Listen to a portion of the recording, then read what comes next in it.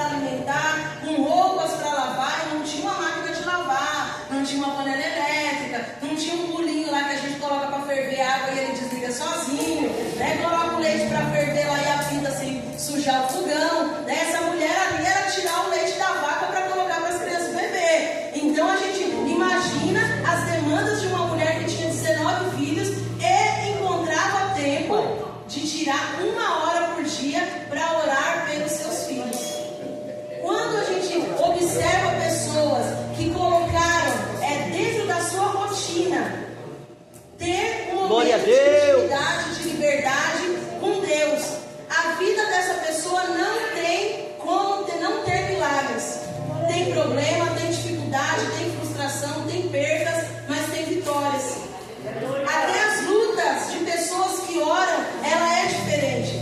A gente precisa entender que nós temos um Deus todo-poderoso, nós servimos um Deus todo-poderoso. Nós vamos ter pessoas que vão falecer na nossa família, nós vamos ter pessoas que vão ser problemáticas, nós teremos todos os problemas que qualquer ser humano tem, mas a maneira com que a gente passa por esses problemas, ela é diferenciada porque nós temos um Deus que tudo pode, tudo vê, tudo socorre, tudo enxerga e tudo responde, né? Quando nós falamos sobre mulheres que Deus procura mulheres também mães que ousem, né? Porque é uma ousadia a gente interceder pela nossa família e interceder por filhos que a gente não teve, interceder por uma geração que a gente não viu. Mas nós temos que crer nessa ousadia que o Senhor busca de nós. E Deus também busca mulheres que ousem apresentar os seus filhos para Deus, que ousem consagrar os seus filhos para Deus. Nós temos tantas demandas, né? O filho nasce, a gente já tem tantos planos, a gente pensa em tanta coisa, onde o filho vai estudar, o que o filho vai fazer, se ele vai para uma universidade, a gente quer pleitear melhores escolas, onde esse filho vai estudar. Eles têm 3 anos, eu já estou pensando se ela vai querer estudar no Mackenzie ou na USP, a menina não é nem alfabetizada, mas isso é comum de qualquer um de nós. A gente pensa assim, meu Deus, né, a criança nasceu de agora, é um plano de saúde, a gente quer levar para a escola, quem é que vai cuidar, como é que vai fazer, será que vai crescer e vai gostar de alguma coisa? Mas nós, hoje, o Senhor nos convida a apresentar para Ele qual que é o plano que nós temos para a espiritualidade dos nossos filhos. O que nós estamos dedicando os nossos filhos para a casa do Senhor? A gente coloca o nosso filho no esporte, a gente vê a criança gosta de música, a gente coloca música para tocar, a gente compra uma bateria e coloca na sala, aleluia. Coloca uma bateria para a criança, viu a bateria na igreja, viu o Paulo Henrique tocando a bateria, eu quero uma bateria, tá lá a bateria na casa. E ele gosta de tal coisa, compra, mas a gente não tem aquela natureza, né? Aquele interesse de buscar o que o meu filho vai ser, o que ele vai fazer na casa do Senhor para o reino de Deus. Não, quando ele crescer ele decide. Mas o filho com 3 anos ele está no jiu-jitsu, ele está no balé, ele está jogando bola, ele faz tantas atividades. 5 anos a gente coloca no inglês, mas quando alguém fala, olha, tem uma escola missionária para crianças de 10 anos, aí a gente fala, não, esse negócio de missionário é um negócio muito difícil.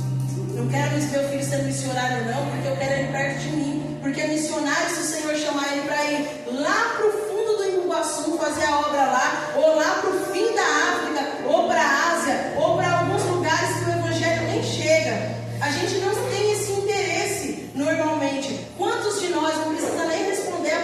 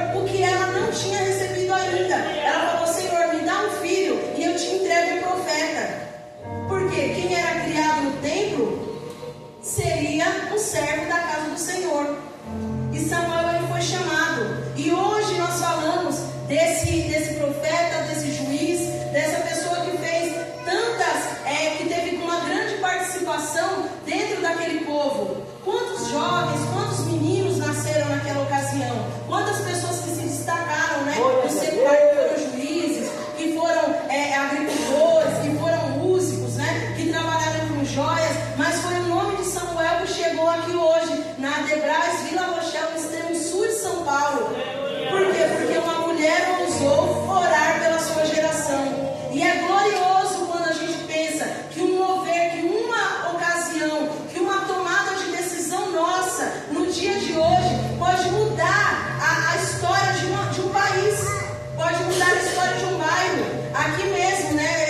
Às vezes eu até evito passar em algumas ruas aqui no Vila Rochelle por pura covardia da nossa parte, né? Da minha parte em especial. Por quê? Porque tem algumas situações que a gente acaba vendo de pessoas que estão totalmente entregues às drogas, totalmente entregues à prostituição, à tristeza, à angústia. O inimigo está sapateando em cima de algumas pessoas. E a gente fica naquela situação de não conseguir saber o que fazer. Mas quando nós nos colocamos na brecha em favor do nosso bairro, em favor da nossa família, e nesse momento colocar a nossa família, consagrar os nossos filhos, nomear os nossos filhos. Senhor, eu te apresento fulano de tal. Senhor, olha, abra, Senhor, o entendimento dele, que ele tem interesse em fazer a tua obra, em pastorear o povo, em ser missionário, em ser útil na tua obra, em ser útil no teu reino. Parar de orar por outras pessoas. Senhor, prepare missionários lá, os filhos dos outros lá, prepare os meus aqui, Senhor. Abra o entendimento dos meus filhos, que ele sinta desejo de fazer a tua obra. Porque se nós não nos colocarmos na brecha e apresentarmos a nossa família hoje para o Senhor, o inimigo está traçando planos para a vida do meu e dos seus filhos hoje, para que daqui 10 anos ele entre numa escola, encontre pessoas, né? Todo tipo de pessoas desvirtuadas, pessoas que vão lançar uma palavrinha e vai destruir o emocional do meu e do seu filho. Mas se nós nos colocarmos na brecha hoje, o inimigo ele vai tentar atacar a minha e a sua família, mas o sangue de Jesus é poder. E nós hoje estamos nos colocando na brecha para falar para a nossa família e dedicar a nossa casa e a nossa família ao Senhor Jesus e ao reino de Deus, né? E nós falamos que tudo isso, todos esses sonhos que nós colocamos na mão do Senhor, são sonhos legítimos, são sonhos verdadeiros. Quem é que não quer, né? Que o filho ganhe bem, que tenha uma boa casa, que se case bem, que tenha interesses maravilhosos, que seja uma pessoa respeitável e uma pessoa respeitada, né? Todos nós queremos que a nossa família seja alcançada, mas o Senhor, Ele entende os nossos sonhos e Ele também quer que nós priorizemos a vida espiritual da nossa geração, dos nossos filhos, dos nossos netos e de toda a nossa casa. Temos também, Deus procura mulheres que estão prontas a sacrificar a si mesmas para ver os seus filhos na presença de Deus. Na palavra do Senhor, nós falamos muito sobre os filhos são como flecha na mão do arqueiro. Quando nós falamos de flechas, irmãos, a flecha, ela pode ser lançada por qualquer pessoa. Qualquer um de nós, se pegar uma flecha, a gente coloca um alvo ali, qualquer um pode jogar uma flecha. Mas o guerreiro, que ele dá uma flecha e ele sabe o que fazer com aquela flecha, ele não vai jogar em qualquer momento, em qualquer lugar, em qualquer direção.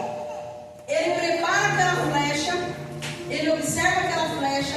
Quando um arqueiro, né, que é profissional, eu treino junto com uma pessoa que ele é um arqueiro profissional, ele prepara a própria flecha. É uma coisa impressionante de ver. E não é qualquer ponta, não é qualquer tamanho, não é qualquer arco que ele usa.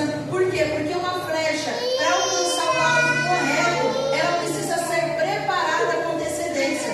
Então, quando nós falamos de os filhos são como flecha na mão do guerreiro, nós somos esse guerreiro. Os nossos filhos são flecha. A flecha, quando ela vai ser preparada, nós precisamos entender que o Senhor, Ele quer que nós preparemos esses filhos.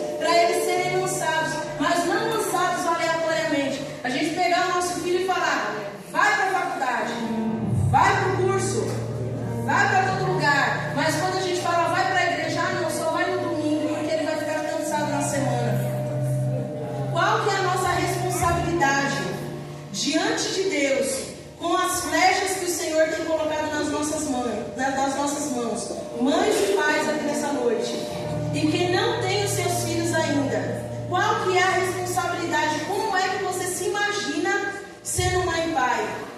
Porque ser mãe e pai não é apenas uma pessoa que vai lá, coloca o nome na certidão de nascimento. Existe uma responsabilidade física, cívica e espiritual.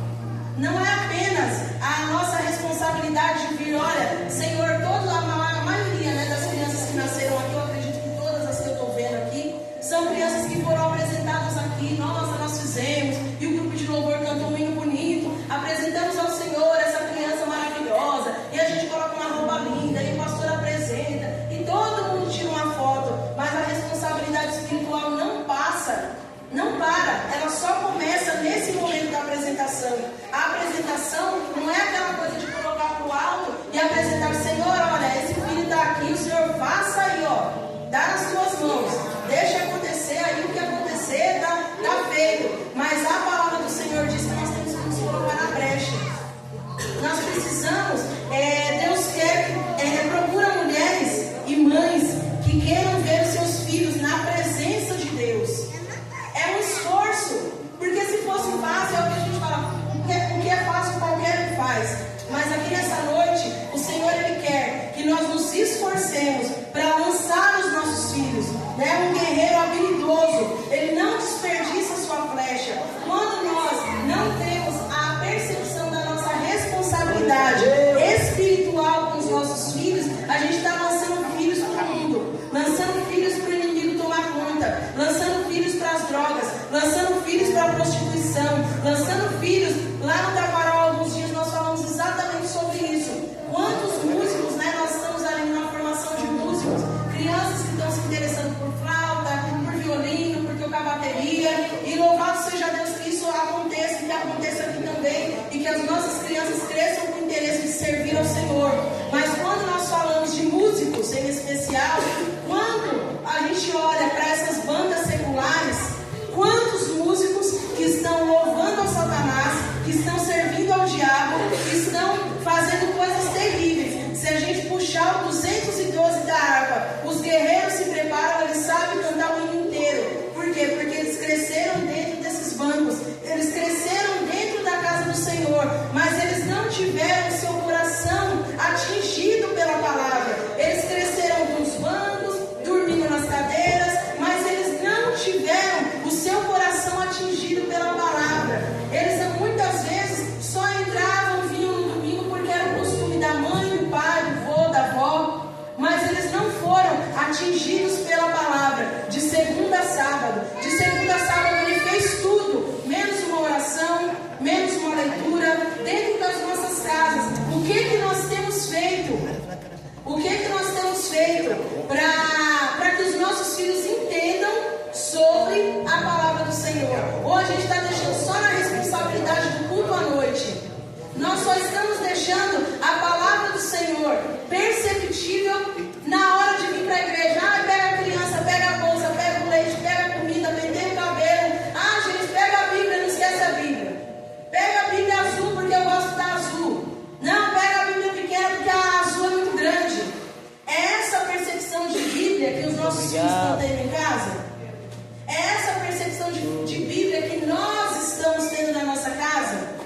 Qual que é a palavra do Senhor dentro da nossa casa e da nossa família? Ela faz parte do nosso modo de viver, do nosso modo de agir. Todas as pessoas que chegam na sua casa, você faz uma oração, você tem o hábito de fazer oração no momento de acordar, no momento de dormir, você fala com o Senhor quando você está lavando a louça. Os seus filhos estão te ouvindo falar com o Senhor, ou seus filhos só estão ouvindo você e eu reclamarmos do vizinho, da fumaça, do dinheiro que não deu, da roupa que não serviu, porque engordou, porque emagreceu. A gente fala de tudo, mas a gente não fala do Senhor na nossa casa. A gente não fala do Deus que a gente diz que serve. Os nossos filhos, se essas paredes aqui caírem e ficarem 15 dias no chão, será que nós vamos perceber isso? Ou a gente só vai saber quando o vizinho vai falar: gente, a igreja lá do Vila Rochelle caiu no telhado? Você acredita? acredita? Será que nós estamos abandonando a casa do Senhor como se fosse qualquer coisa? No período da pandemia nós falamos muito disso, né? Ai, nossa, que saudade de ir para os cultos. Ai, como é triste ficar em casa, que saudade da comunhão. O que nós fizemos dessa saudade? O que nós fizemos daquela vontade de estar em comunhão com os irmãos? Ou o nosso tempo está sendo utilizado para tudo, para assistir televisão, para estudar, para trabalhar? Não, mas eu tenho que priorizar minha vida profissional, eu tenho que priorizar os meus filhos. Ah, mas eles estão cansados. Irmãos, eu vou ser bastante franca, é muito triste visitar um filho no presídio. E todo domingo tem mãe que está fazendo fila das 5 horas da manhã no presídio. Cada um tem a sua história. Mas se nós não cansarmos e não gastarmos a vida dos nossos filhos aqui, na casa do Senhor, servindo ao Senhor, a gente vai estar gastando. O inimigo, ele tem planos estrondosos na vida dos nossos filhos. Se hoje nós não nos colocarmos na brecha, a gente vai estar chorando aqui, nessas cadeiras, de segunda a sexta-feira, porque o inimigo, ele tem planos, ele tem estratégias, ele tem tragédias arquitetadas na vida da minha e da sua casa. Mas o sangue de Jesus é o